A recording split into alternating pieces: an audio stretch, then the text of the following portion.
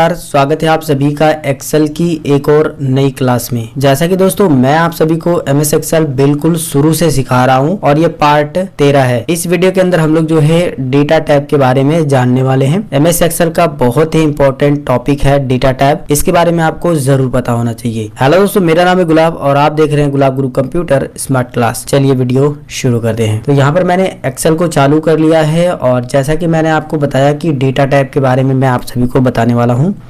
Data tab से पहले formula, page layout, insert, home, इन सभी के ऊपर मैंने वीडियो बना दिए हैं। अगर आपने वो वीडियो नहीं देखा है तो इस वीडियो के नीचे इसका पूरा प्लेलिस्ट मिल जाएगा, जिस पर आप क्लिक करके बारी बारी से सभी वीडियोस को देख सकते हैं। तो डेटा टैब में हम लोग जो है आज की इस वीडियो के अंदर गेट एक्सटर्नल डेटा में ये जो सारे बटन दिए गए हैं इनके बारे में सीखेंगे और कनेक्शन में ये जो सारे बटन दिए गए हैं इनके बारे में सीखेंगे। तो सबसे पहले बात करते हैं गेट एक्सटर्नल डेटा। इसमें ये जो सारे बटन दिए गए ना, इससे आप जो है एक्सटर्नल डेटा को इंसर्ट करा सकते हो। एक्सेल की ये जो हमने फाइल खोली है इसके अंदर एक्सटर्नल डेटा का मतलब ये है कि जो भी आप अदर सॉफ्टवेयर, यानी ये जो एक्सेल आपने खोला है इससे नहीं, कोई दूसरे सॉफ्टवेयर से, जैसे एक्सेस हुआ, वेबसाइट हुआ, कोई आपने टेक्स्ट फॉर्मेट में कोई भी जो है डॉक्यूमेंट बनाया है उसको आप एक्सेल में जो है लाना चाहते हैं, इंपोर्ट करना चाहते हैं, तो वो सारी चीज़ें आप यहाँ से कर सकते हैं। बस आपको ये समझना है कि गेट एक्सटर्नल डेटा, इसका मतलब ये है कि आप यहाँ से प्राप्त कर सकते हैं एक्सटर्नल डेटा, यानी बाहर से किसी भी दूसरे सॉफ्टवेयर से यहाँ पर डेटा आप ला सकते हैं इन सभी बटन्स का इस्तेमाल करके। जब मैं आपको इन सभी को प्रैक्टिकली करके दिखाऊंगा तो आपको अच्छे तरीके से समझ आएगा। वैसे जितना मैंने आपको बता दिया है उतने में भी आप काफ़ी ज़्यादा समझ गए हैं। सबसे पहले बात करते हैं फ्रॉम एक्सेस की। तो अगर आपने जो है एमएस एक्सेस में कोई भी डेटा बनाया है और उसको आप जो है एक्सेल में लाना चाहते हैं, तब जा करके ये फ्रॉम एक्सेस का बटन काम करता है। आप में से काफ़ी सारे लोग ऐसे होंगे जिनको एक्सेस के बारे में नहीं पता है, तो थोड़ा सा मैं आपको एक्सेस के बारे में बता दूं। तो देखिए, एक्सेस भी एक सॉफ्टवेयर ही है, एप्लीकेशन सॉफ्टवेयर है, जो कि एमएस ऑफिस के साथ इनबिल्ड आता है। जैसे MS Excel, MS PowerPoint, MS Word, ये सारे आते हैं ना, तो उसी में जो है एमएस एक्सेस भी होता है, एमएस आउटलुक भी होता है। इस तरीके से जो है टोटल 8 सॉफ्टवेयर आई थिंक उसमें जो है आते हैं एमएस ऑफिस में। ठीक है, तो अब आपको समझ में आ गया होगा कि एमएस एक्सेस क्या है। वैसे अगर आप एमएस एक्सेस के बारे में जानते हैं तो बहुत ही अच्छी बात है, नहीं जानते हैं तो आगे आने वाली वीडियो में हम लोग जो है एमएस एक्सेस भी सीखने वाले हैं। तो चैनल को जो है सब्सक्राइब कर लीजिए और बेल आइकन को भी दबा लीजिए। वीडियो पसंद आएगा तो लाइक आप जरूर करिएगा, अपने दोस्तों के साथ भी शेयर करिएगा। ठीक है, तो देखिए, जब आप यहाँ पर क्लिक करोगे इस तरीके से, तो जो भी आपने एमएस एक्सेस में काम किया होगा, जो भी फाइल के नाम से आपने जो है डेटाबेस बनाया होगा, वो इस तरीके से आ जाएगा। देखिए, यहाँ पर मैंने डेटाबेस 1 करके नाम से एमएस एक्सेस में ही ये चीज़ बनाई है। ये देखिए यहाँ पर लिखा हुआ है माइक्रोसॉफ्ट ऑफिस एक्सेस 2007। इसमें मैंने एक छोटा सा डेटा बनाया है, जिसको मैं अगर इस पर क्लिक करके इसको ओपन कर दूंगा तो यहाँ पर आ जाएगा। लेकिन मैं आपको प्रैक्टिकली यहाँ पर डेटा बना करके भी दिखाता हूँ। ठीक है, सबसे पहले हम लोग एमएस एक्सेस चालू करेंगे, फिर बनाएंगे, फिर इसके अंदर इंपोर्ट करेंगे, तो आपको अच्छे से समझ में आएगा। तो मैं इसको मिनिमाइज कर देता हूँ। यहाँ पर मैं जो है स्टार्ट बटन पे चलते हैं और यहाँ पर नीचे की साइड में देखोगे, ये देखिए माइक्रोसॉफ्ट एक्सेल है, इसके बाद जो है माइक्रोसॉफ्ट ऑफिस एक्सेस है। तो मैं इस पर क्लिक करके इसे ओपन कर लेता हूँ। ओपन करने के बाद कुछ इस तरीके से इंटरफेस दिखाई देता है। यहाँ पर हमको जो है ब्लैंक डेटाबेस पे क्लिक करना है। इस पर आप जब जैसे ही क्लिक करोगे तो यहाँ पर राइट साइड में देखोगे, यहाँ पर फाइल नेम करके आ रहा है। यहाँ पर जो है जो भी आप फाइल का नेम देना चाहते हो उसको दे दीजिए। मैंने फाइल का नाम ये टाइप कर दिया है। इसके बाद मैं क्रिएट पर क्लिक करूंगा। जैसे ही मैं क्रिएट पे क्लिक करूंगा तो कुछ इस तरीके से इंटरफेस दिखाई देता है। यहाँ पर भी देखिए रो और कॉलम है, बस थोड़ा सा डिफरेंट है। इसमें काम कैसे करते हैं वो जब हम लोग एमएस एक्सेस सीखेंगे उसमें मैं आपको कंप्लीट बता दूंगा। फिलहाल छोटा सा डेटा यहाँ पर बनाते हैं उसको वहाँ पर इंसर्ट कराने के लिए। तो यहाँ पर ऐड फील्ड के नेम में आप जो भी यहाँ पर हेडिंग देना चाहते हो, जैसे मैं यहाँ पर जो है नेम का हेडिंग डाल देता हूँ। नेम मैंने डाला, इसके बाद टैब बटन दबाओगे तो आप अगले फील्ड में चले जाओगे, जैसे हम लोग एक्सेल में काम करते हैं। ठीक है, और यहाँ पर मैं मान लीजिए सैलरी ही डाल देता हूँ, या फिर कुछ भी डाल सकते हो आप। सैलरी मैंने डाल दिया। इसके बाद हम जो है नीचे की साइड में क्लिक करेंगे। नेम में आप जिसका भी नाम डालना चाहो, मैं जैसे सुमित डाल देता हूँ। इसके बाद इंटर बटन, फिर अगले में चले जाएंगे। सुमित की सैलरी कितनी है, मान लीजिए यहाँ पर मैं 2500 रुपये कर देता हूँ। इसके बाद फिर से इंटर दबाओगे तो फिर न्यू पे आ जाओगे और इसको आप चाहो तो चेंज भी कर सकते हो। ये जो सीरियल नंबर स्टार्ट हो रहा है ना 2-3 से, तो आप इसको 1 2 3 भी कर सकते हो। फिलहाल कोई बात नहीं, फिलहाल यहाँ पर एक छोटा सा डेटा बनाते हैं। यहाँ पर मैं जो है नेम में तो दूसरा नेम है उसको टाइप करता हूँ। मैं यहाँ पर टाइप करता हूँ अपना ही नाम, इसके बाद इंटर। इसके बाद जो है सैलरी हम लोग जो है यहाँ पर सैलरी टाइप कर देते हैं। फिर आप माउस से भी इस तरीके से क्लिक करके बारी बारी से यहाँ पर भी आ सकते हो। ठीक है, मैं यहाँ पर जो है सुमन टाइप कर देता हूँ इस बार, सुमन, और इस यहाँ पर आकर के सैलरी टाइप कर देते हैं। तो इसी तरीके से मैं कुछ डेटा यहाँ पर बना लेता हूँ। तो यहाँ पर एग्जांपल के लिए मैंने ये छोटा सा बिल्कुल डेटा बनाया है, आप यहाँ पर देख सकते हो। ये छोटा सा डेटा ही मैं आपको वहाँ पर इंसर्ट करा के दिखाने वाला हूँ। और भी यहाँ पर अगर आप जो है इसमें हेडिंग वगैरह जो भी देना चाहो यहाँ पर आप क्लिक करके उसको दे सकते हो। इसके बाद हम लोग जो है यहाँ पर आएंगे और इसको आपको सेव ज़रूर कर लेना है। यहाँ पर आइए, सेव, टेबल नाम देना चाहते हो या जो भी यहाँ पर टेबल नेम में जो भी नाम देना चाहते हो वो दे सकते हो। मैं यहाँ पर जो है इसी को ही रहने देता हूँ, सेव कर देता हूँ। अब ये हमारा जो है सेव हो चुका है, इसको हटाते हैं। और ये कहाँ पर आपका सेव होगा, ये जो है आपका जो डॉक्यूमेंट में जाकर के सेव होता है। डॉक्यूमेंट में जाइएगा आप, तो यहाँ पर देखोगे गुलाब डेटाबेस के नाम से ये देखिए फाइल आई है। ठीक है, तो कोई बात नहीं, मैंने लोकेशन भी बता दिया आपको कि कहाँ पर ये सेव होती है। इसके बाद जो है आप बैक आ जाइए। अब जो है हम लोग MS एक्सेल चालू करते हैं और यहाँ पर जो है मैं फ्रॉम एक्सेस पे क्लिक करता हूँ। तो देखिए अभी जो हमने डेटाबेस बनाया था गुलाब डेटाबेस के नाम से, वो यहाँ पर आ गया है। ठीक है, अब हम बस इस पर क्लिक करेंगे और यहाँ पर ओपन करेंगे। ये देखिए यहाँ पर जो है एग्जिस्टिंग वर्कशीट ये ऑप्शन आ रहा है और यहाँ पर ये जो है ले लिया इसने। ठीक है, यानी इसने रेंज ले लिया ऑटोमेटिक। ये बता रहा है, ये जो ब्लिंक हो रहा है ना, ये बता रहा है कि अगर आप ओके कर दोगे तो यहीं पर ये डेटा आ जाएगा। तो फिलहाल हम लोग जो है यहाँ पर भी ले सकते हैं, यहाँ पर भी, जहाँ पर भी आपको लेना है बस उस पर क्लिक करिए। अब वो अलग रेंज ले लेगा और यहाँ पर आपको टेबल ही सिलेक्ट रहने देना है, टेबल। ठीक है, टेबल ही सिलेक्ट रहने देना है और यहाँ पर ओके करना है। जब आप ओके करोगे तो देखिए जो भी हमने वहाँ पर नाम टाइप किया था वो सब के सब यहाँ पर आ गए। देखिए ID नंबर आ गया, फील्ड 1 में नेम, फील्ड 2 में सैलरी। ठीक है, तो इस तरीके से आप फ्रॉम एक्सेस से जो है डेटा ला सकते हैं। अब बात करते हैं फ्रॉम वेब के बारे में। तो फ्रॉम वेब का इस्तेमाल करके अगर आप कोई वेबसाइट पर से कोई डेटा लाना चाहते हो तब ये बटन काम करता है। मान लीजिए आप किसी वेबसाइट पर हो और वहाँ पर कुछ डेटा आपको अच्छा लग गया है, उसको आप एक्सेल में लाना चाहते हैं, यानी वहीं से आप डेटा इंसर्ट कराना चाहते हैं एक्सेल में, तब ये बटन काम करता है। कैसे इस्तेमाल करना है इसके लिए हम दूसरी सीट ले लेते हैं और इस सीट में मैं आपको डेटा ला करके दिखाता हूँ। तो हम यहाँ फ्रॉम वेब पर क्लिक करेंगे, कुछ इस तरीके से ऑप्शन दिखाई देगा। यहाँ पर आपको उस वेबसाइट का नाम लिख देना है या फिर जो है आप गूगल में भी जा करके सर्च कर सकते। जैसे कि मैं यहाँ पर आ जाता हूँ और मैंने यहाँ पर टाइप किया www.gulabguru.com। मैंने ये टाइप किया, इसके बाद मैं इंटर बटन दबाता हूँ। इसी तरीके से आप कोई भी वेबसाइट का डेटा ला सकते हो। ठीक है, और मैं यहाँ पर व्हाट इज MS वर्ड, यानी MS वर्ड क्या है, इसका डेटा जो है लाना चाहता हूँ। ये जो लिखे हुए हैं सब, ठीक है, जो भी इसके अंदर डेटा है वो आएगा। ऊपर आप देखोगे ये जो वेबसाइट का URL है, इस पर आप डबल क्लिक करिए और इसको Ctrl A से ऑल सेलेक्ट कर लीजिए, Ctrl C से कॉपी। ये कॉपी हो चुका है। ठीक है, अब आपको क्या करना है, यहाँ पर एक्सेल में आना है और यहाँ पर जो भी आपने कॉपी किया था उसको राइट बटन क्लिक करके यहाँ पर पेस्ट कर देना है। तो अभी आप देखोगे यहाँ पर वो लिंक आ चुका है। अब आपको गो पर क्लिक करना है। जब आप गो पर क्लिक करोगे तो ये देखिए कुछ इस तरीके से पेज लोड होकर के आएगा और यहाँ पर जो है आपको ओके यस पर क्लिक करना है। यस पर क्लिक करिए, देखिए लाइन 306 है, चार्ट 19 है, इस तरीके से कुछ आ रहा है मैसेज, बस आप इसको यस पर क्लिक करते चले जाइए। यस पर जब आप क्लिक कर दोगे तो इस तरीके से पूरा वेबसाइट लोड होकर के आ जाता है। अब आपको इंपोर्ट बटन पर क्लिक कर देना है। तो देखिए इस तरीके से कुछ आपका कर्सर यानी माउस पॉइंटर रनिंग होगा। आपको यहाँ पर थोड़ा सा बस वेट करना है। इस तरीके से आ जाएगा इंपोर्ट डेटा का ऑप्शन और यहाँ पर आपको ये ही रहने देना है। रेंज ये लिया है, रेंज का मतलब ये, आप चाहो तो यहाँ पर भी रेंज दे सकते हो, वो रेंज ले लेगा। यहाँ पर दोगे तो ये ले लेगा, यहाँ पर दोगे तो ये ले लेगा, जो भी रेंज दोगे वहीं पर डेटा आएगा। ठीक है, अब जो है यहाँ पर हमको जो है ओके बटन पर क्लिक कर देना है। तो देखिए ये प्रोसेसिंग अभी चल रही है और हमारा डेटा देखिए एक्सेल में पूरा प्रॉपर देखिए यहाँ पर ये आ चुका है। ठीक है, पूरा जो है यहाँ पर प्रोसेसिंग चलने के बाद नीचे साइड में आप देखोगे जितना भी मैंने उसके अंदर डेटा लिखा था वो सब कुछ जो है हमारे एक्सेल की फाइल में इस तरीके से आ चुका है। यहाँ पर बस आपको एक चीज़ का ध्यान देना है कि जब भी आप किसी भी वेबसाइट का डेटा एक्सेल में लाना चाहते हो, सेम वैसा ही जैसा वहाँ पर लिखा है, तब जो है आपको उस वेबसाइट का URL कॉपी कर लेना है जैसा मैंने कॉपी किया था, या फिर आप जो है उस URL को यहाँ पर टाइप भी कर दोगे तो भी वही सेम काम होगा। जैसे मैं यहाँ पर आता हूँ www.gulabguru.com, मैंने ये टाइप कर दिया। ठीक है, इसके बाद मैं ओके कर देता हूँ, मतलब गो पर क्लिक कर देता हूँ। देखिए फिर हमारा जो है वही आ गया है। यहाँ पर देखिए फिलहाल मैं इसको कट करता हूँ। देखिए वेबसाइट हमारी जो है, इसको यस करते हैं, देखिए ये खुल गई है। ठीक है, सेम यही डेटा हमारा यहाँ पर आ जाएगा। ठीक है, जो हमने कॉपी किया था। तो यहाँ से अब जो है आपको ये चीज़ समझ में आ गई है फ्रॉम वेब। बस आपको इतना समझना है, वेबसाइट से अगर कोई डेटा आपको लेकर आना है तो फ्रॉम वेब काम करता है। अब बात करते हैं फ्रॉम टेक्स्ट के बारे में।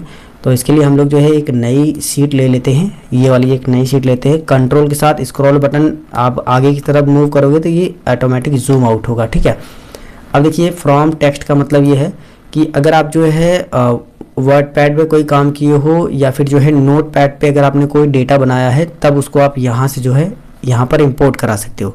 कैसे, चलिए उसको भी मैं आपको प्रैक्टिकली करके दिखाता हूँ। तो यहाँ पर मैं टाइप करता हूँ विंडोज के साथ R, ये जो आया है इसके अंदर मैं टाइप करूँगा नोट पैड और मैंने यहाँ पर इंटर बटन दबाया, ये नोट पैड खुल चुका है। अभी आप देखिए नोट पैड है, ठीक है। इसके अंदर मैं छोटा सा एक डेटा बनाता हूँ। तो देखिए यहाँ पर मैंने एक छोटा सा डेटा बना दिया है जिसमें मैंने नेम इधर भी लिख दिए हैं और यहाँ पर सैलरी लिख दी है। आप कोई ऐसा भी डेटा बना सकते हो या फिर आपने कोई लेटर ही यहाँ पर बना दिया है वो भी यहाँ पर आ जाएगा, ठीक है। बस आपको इतना समझना है कि नोटपैड में अपना एक छोटा सा कोई डेटा बना देना है, कुछ भी डेटा हो सकता है आपका। और यहाँ पर आपको एक ध्यान देना है कि जब आप नेम लिख दोगे, जैसे मैं नीचे भी बता दूँ आपको एक लाइन लिख करके, मैंने यहाँ पर इंटर बटन दबाया, यहाँ पर मैं नाम लिखता हूँ राहुल। राहुल लिखने के बाद आपको टैब बटन जो होता है ना उसको दबाना। टैब बटन दबाओगे तो आप देखिए यहाँ पर इतना स्पेस आ गया, इस लाइन में आ गया, ठीक है। टैब बटन का ही आपको इस्तेमाल करना है। यहाँ पर मैंने सभी में जो है टैब बटन का ही इस्तेमाल किया है। यहाँ पर मैं जो है इसकी 4200 सैलरी कर देता हूँ। अब आपको क्या करना है, इसको सेव कर देना है, फाइल में जाना है और यहाँ पर सेव पर क्लिक करना है और यहाँ पर लोकेशन दे देनी है कहाँ पर आप सेव करना चाहते हो। तो इसको भी मैं जो है डॉक्यूमेंट में ही सेव कर देता हूँ सहूलियत के लिए। मैं यहाँ पर जो है फाइल का नाम टाइप कर देता हूँ। फाइल का नाम हम जो है गुलाब और इसको जो है नोट पैड लिख देते हैं, ठीक है। ये गुलाब नोट पैड के नाम से मैंने इस फाइल को नाम दे दिया है और यहाँ पर मैं सेव बटन पर क्लिक कर दूंगा। अब जो है ये फाइल सेव हो चुकी है, मैं इसको बंद कर देता हूँ। बंद करने के बाद हम लोग जो है एक्सेल चालू करेंगे और जहाँ जिस भी सीट में आपको फ्रॉम टेक्स्ट से डेटा लेकर आना है उस सीट पर आपको क्लिक रहने देना है। यहाँ पर जो है आपको क्लिक करना है। इसके बाद जो है इस तरीके से एक पॉपअप विंडो आएगी और यहाँ पर देखिए हमने जैसे ही खोला ये डॉक्यूमेंट वाला ऑटोमेटिक खुल चुका है और अभी जो है हमने गुलाब नोटपैड के नाम से अभी नोटपैड में जो फाइल बनाई थी वो यहाँ पर आ गई है, ठीक है। तो अब आपको क्या करना है, बस इस पर क्लिक कर देना है। क्लिक करने के बाद यहाँ पर इंपोर्ट पर क्लिक कर देना है। जब आप इंपोर्ट पर क्लिक करोगे तो कुछ इस तरीके से ऑप्शन दिखाई देगा।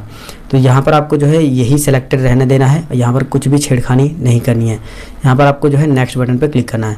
अब ये यहाँ पर आपको एक छोटा सा ध्यान देना है कि अगर आपने जो है टैब बटन दबा करके अगर वो डेटा बनाया था जो मैंने अभी आपको बताया था ना, ये देखिए नाम लिखा हुआ था, उसके बाद टैब बटन दबा करके सैलरी हमने लिखी थी ना। अगर आपने टैब बटन दबा के रखा है तो ये ऑटोमेटिक सेलेक्टेड है। अगर आप जो है इसको बदलना चाहो तो बदल सकते हो, लेकिन अगर आप टैब बटन दबा करके बनाए हो तो टैब पे ही सेलेक्ट करने देना, ठीक है। अगर आपने सेमी कॉलन बटन दबा करके बनाया, यानी यहाँ पर सेमी कॉलन बटन को दबा करके सैलरी का कॉलम बनाया है तब उस पर क्लिक करिए। अगर आप कॉमा लगा करके अगर ये बनाए हो डेटा तो कॉमा आप सेलेक्ट करिए। अगर आप इसने सिर्फ स्पेस दबा करके बनाया है तो स्पेस पर क्लिक करिए, ठीक है। वैसे ज़्यादातर केसेस में ये जिस भी तरीके से आपने डेटा बनाया है उस पर ऑटोमेटिक क्लिक रहेगा ही, ठीक है। बस आपको इतना समझना है। इसके बाद नेक्स्ट पे क्लिक कर देना है। नेक्स्ट पे क्लिक करने के बाद देखिए नीचे की साइड में कुछ इस तरीके से ऑप्शन आ रहा है। यहाँ पर आपको जनरल पर ही सिलेक्टेड रहने देना है, यहाँ पर भी कुछ नहीं करना है। अब आपको जो है फिनिश पर क्लिक कर देना है। तो देखिए ये रेंज ले लिया है इसके बाद, ठीक है। एग्जिस्टिंग वर्कशीट यानी जिस वर्कशीट पे हम लोग काम कर रहे हैं उसी पर ये डेटा आएगा। इसने ये लोकेशन ले ली है, आप चाहो तो ऊपर की भी लोकेशन दे सकते हो, मैंने आपको पीछे बताया है, अभी बता रहा हूँ। आप ओके कर दीजिए। जैसे ही आप ओके करोगे तो देखिए यहाँ पर नेम में सभी का नेम आ गया है, सैलरी में सभी की सैलरी भी यहाँ पर आ रही है। तो इस तरीके से आपने जो है टेक्स्ट फ्रॉम का भी इस्तेमाल करना सीख लिया होगा कि कोई भी हम लोग नोटपैड में फाइल बनाए हैं उसको MS एक्सेल की में जो है इंपोर्ट करा सकते हैं। अब बात करते हैं फ्रॉम अदर सोर्स की। तो यहाँ पर आपको जो है सेम जैसे कि हम लोग एक्सेस से, वेबसाइट से या फिर नोटपैड से डेटा को लेकर आते हैं, ठीक उसी तरीके से यहाँ पर जो है SQL सर्वर से आप डेटा को ले सकते हो, एनालिसिस सर्वर से ला सकते हो, XML डेटा फॉर्मेट ला सकते हो और डेटा फ्रॉम कनेक्शन विजार्ट वगैरह को यहाँ पर इंपोर्ट करा सकते हो, बस, ठीक है। ये देखिए ये जो मैंने शुरू में ही आपको बता दिया था ना, गेट एक्सटर्नल डेटा, बाहर से कोई डेटा लेना हो तो आप इन बटन्स का इस्तेमाल करोगे। समझ में आया। अब बात करते हैं इस वाले बटन के बारे में, एग्जिस्टिंग कंडीशंस, ठीक है। तो इस पर आप जब क्लिक करोगे तो जितना भी आपने यहाँ पर जो है डेटाबेस के माध्यम से यहाँ पर डेटा लाया होगा, एक्सटर्नल डेटा, उसका नाम दिखाई देगा। देखिए हमने लेकर आया है गुलाब डेटाबेस, ये देखिए आया है। नीचे की साइड में गुलाब नोटपैड के नाम से आया है और ये जो ब्लैंक करके हमने एक लिया था वो भी यहाँ पर आ गया। जो हमने ये जो लेकर आए थे ना वेबसाइट के जरिए, तो वो वाला भी आ गया, ठीक है। तो जितना भी आपने यहाँ पर एक्सेल फाइल में अलग से डेटाबेस लेकर आया होगा, आप लेकर आए हो यहाँ पर बटन का इस्तेमाल करके, उसको यहाँ पर शो होता है, वो दिखता है, ठीक है। इतना समझ में आया आपको। यहाँ से आप देख सकते हो, देखिए यहाँ पर हमने जो है इससे पहले मैं ये सारे लेकर आया था, अभी जो है ये सारे लेकर आया हूँ, ठीक है। इसको यहाँ से करते हैं कट। इतना समझ में आ गया आपको। अब बात करते हैं रिफ्रेश ऑल कनेक्शन के बारे में। तो कनेक्शन का मतलब ये जुड़ा हुआ रहता है, ये हमेशा, ये ऐसा नहीं है कि जिस फाइल से आपने डेटा लेकर आया है उससे फिर कनेक्शन टूट गया है, बिल्कुल भी ऐसा नहीं है, ये अभी भी उससे कनेक्टेड है। कैसे, मैं आपको दिखाता हूँ।